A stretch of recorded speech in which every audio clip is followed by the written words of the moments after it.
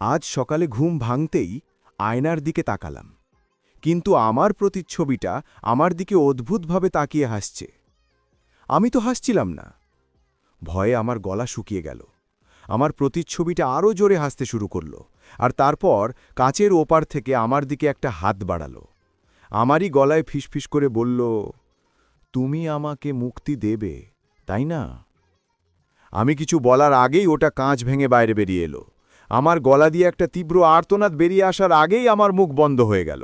আমি এখন আয়নার ভেতরে আটকা পড়েছি, অসহায়, যেখানে ওটা এতক্ষণ ছিল।